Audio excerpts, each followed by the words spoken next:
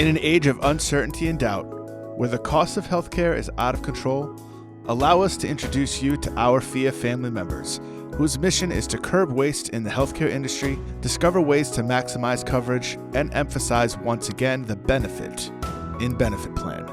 This is the Empowering Plans Faces of Phia podcast.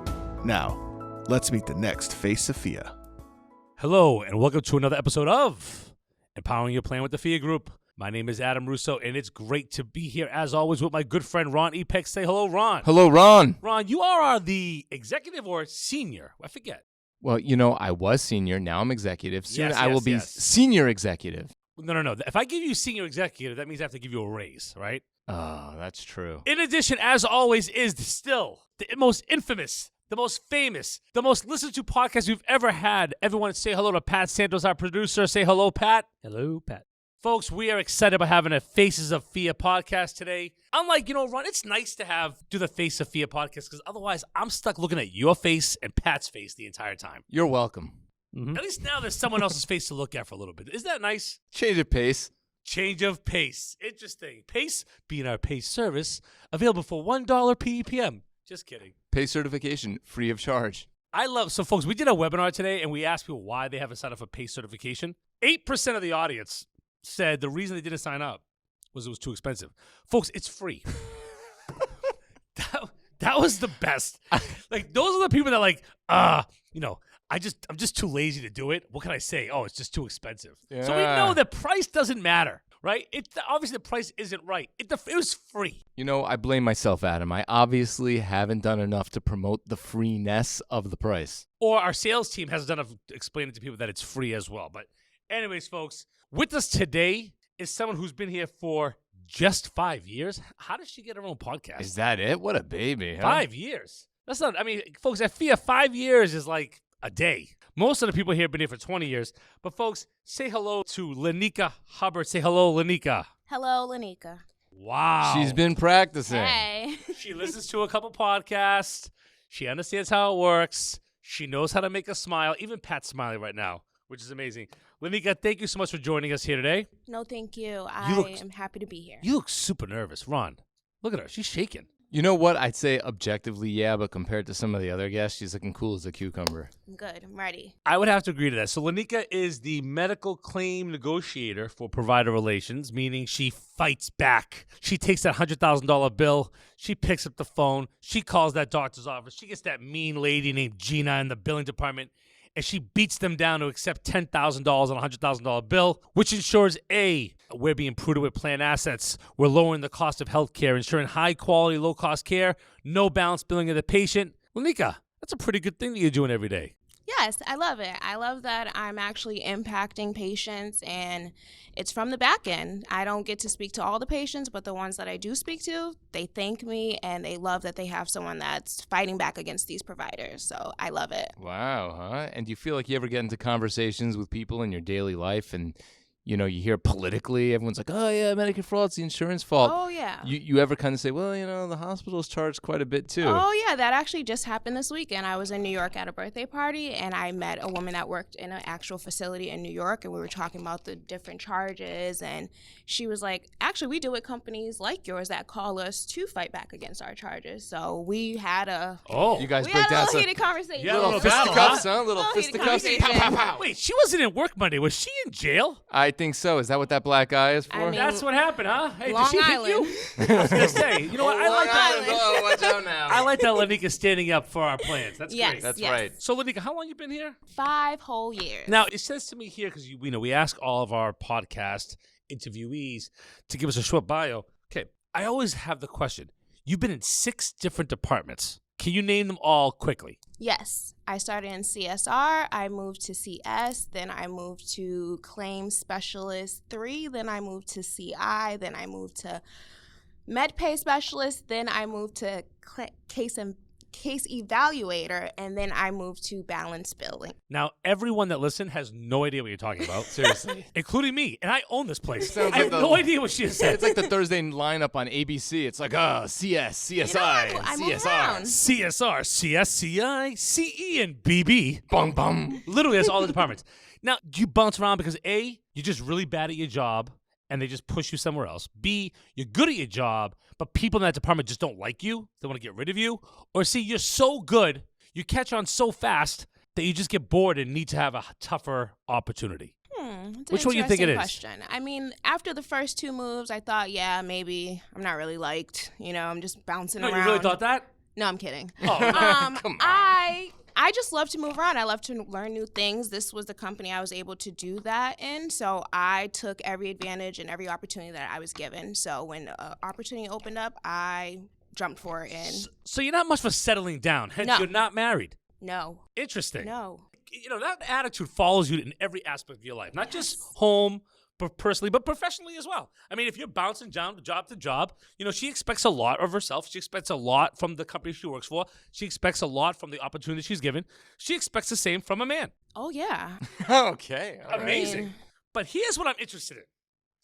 And it has nothing to do with BB, CI, CE, CSR, A, B, C, D. any other one. Okay? Here's what's interesting. Now you're in school. You're getting your master's in what? Healthcare management. Healthcare management. Now, all right. and where is that actually? It is at New England College of Business. Okay, so you're at the New England College of Business. You're being taught a course in healthcare management. Who's teaching this course? Yeah, good question. They're not previous workers in the healthcare. They're just professors. They're not people who've actually experienced. Do they understand? That's So when you interesting. tell them what you do they have any No. idea? The first time I said subrogation, my professor was like, wow, can you elaborate on that? And I instantly gave him the scenarios, the different cases we work. He's like, wow, never knew that existed. And you're teaching this course. Yeah, Thank we're you. in trouble. And your peers in the class, I mean, do you have any idea what they intend to Are do they with this brainwashed In, in, like, by the provider community? Like, and what's the their carriers? intent? Do they want to go work at the hospitals? I mean, yeah. Honestly, a lot of people that I've encountered in my classes, they have no idea what plan they're signed up with, what their benefits are within their plan. So they're getting a master's in healthcare management, don't know how to manage their own healthcare. So what do they want to do with this education? That's what I'm trying to figure out. Nothing. I know what I want to do with mine. Okay, tell me more. Are you going to take Adam's job? Listen, Ron's job's available. Pat's job is not available. Pat is going We nowhere. cannot find anyone else to do this job for free. He is gorilla glued to that seat. He's not going Pat anywhere. is not. We have photos of Pat that obviously he knows that we can distribute on the internet. That's the only reason why he's sitting in that chair. Pat, you're stuck. But so, what are you thinking about doing with this? I'm going to continue on this journey. I plan on staying with the Phia Group as long as I'm able to, as long as I'm liked. But I plan on just taking every opportunity and hopefully reaching a management role and continuing to have an impact on these patients and our clients and fighting for healthcare rights. Well, with your work ethic and with your knowledge and with your obvious education and your attitude, I think you're definitely on the right path. Speaking of, not many people know this. Actually, I think only like 10 people know this. But Lyneka, you just got an award recently, correct? Oh, yeah. And what is that? I got Employee of the Quarter. So Lyneka is the third quarter Employee of the Quarter here at the Phia Group in 2019. So round of applause for that, guys. What do you think? Thank you, thank you, thank Pat you. is not happy. Pat has never see you won over there, Employee of the Pat. Week, never mind Employee of the Quarter. Have you won, Pat? No, never.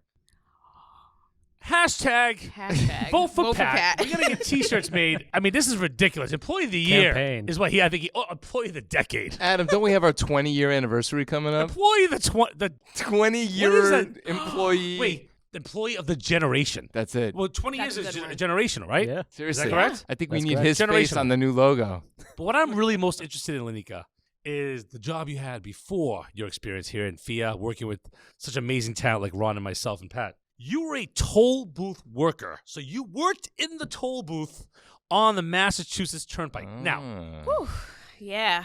I can't Memories. imagine, like, to me, and I really want you to share this, you must have seen some really crazy stuff. Like, I'm not talking about the money you're getting. I'm not talking about the change you're giving back.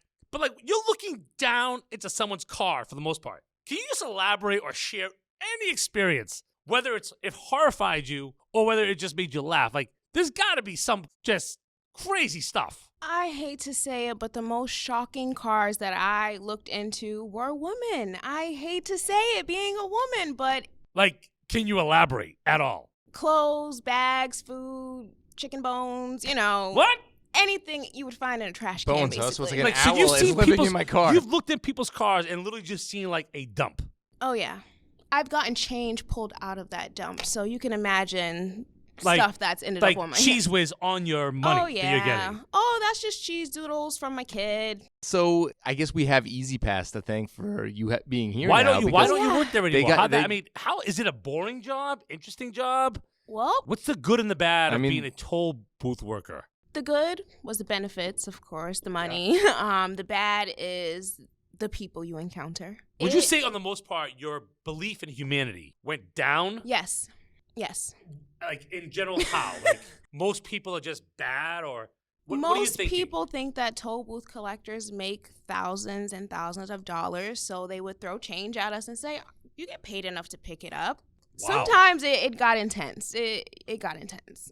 A So general people like lack Ron- of courtesy, huh? Yeah. So people like Ron just come up and just throw money at you. Oh no, Ad, listen, you want to hear about my toll booth experiences? I would write a thank you card and hand it off each time. Come on now. You were one of the great ones. I Some know of them I would am. bring food. We'd have the few that would come by, bring water, bring us food, but then there were some that would just leave us with their leftover trash. So you had people that you go, hey, I know when you're coming back, on your way back, would you stop at McDonald's and get me number 5? Oh, yeah. You would do that? Definitely. Oh, interesting. Definitely. That's On your cool. way back from work, come back. So, Lindy, a couple questions. So, in the 5 years you've been at Phia, what's the biggest change that you've seen? And then I would say to you, if you don't mind, like, if you could describe your experience here at the company in a few words, what that would be as well. I would say the biggest change I've seen in Phia is how much we've grown employee-wise.